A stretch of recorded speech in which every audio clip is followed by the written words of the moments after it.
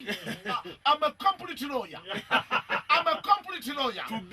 Mu Septemba wa 2009 radio ya Buganda CBS yaggalwawo n'emala omwaka mulamba nga teri ku mpewo. Abagiddukanya gavumenti yabalanga kukuma abantu muliro.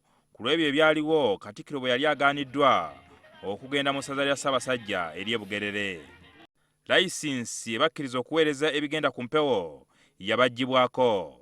Kitegerekesa olwaleero nti wadde CBS yakkirizibwa okuddamu okukola n'okutuusa kati layisinsi tebaddizibwanga, ekireetedde abakukunenya ekitongole ekirondoola ebiweerezebwa ku mpewo ekya Uganda Communication Commission. Ssemateeka agamba nti buli kitongole ky'ebyempuliziganya kirina okuba nga kirina layisinsi. Layisinsi teriiwo ate mubaggyako ssente. Akulira ekitongole kya UCC Godfrey Mutabazi akiikiriddwa Jonas Bantulaki era ng'ono abakago basoyezza ebibuuzo. Why would you have radio stations that don't have licenses, but you go and quietly collect money? The fees they are paying is for the use of the resource they are holding. For them being on air, the spectrum they are using, they are paying fees for it. I take it that the CBS case is a bit peculiar.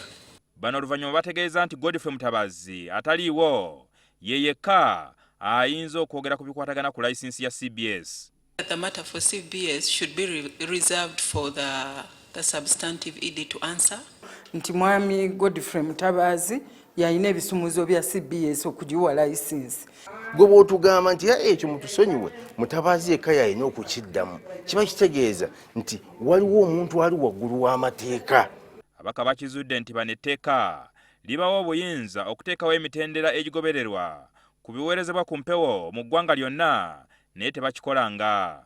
Kino nno tukizudde nga bo baliwo bubeezi mu offices naye tebafangayo nagamba nti bataddewo national standards. Tusanze nti ekireetera okubeera nga mulimu shortfalls mu UCC lwa nsonga tebalina standard kwe bagoberera. Buli omu akozesa radio nga bw'ayagala. Jingo Francis, NTV, Akawungezi.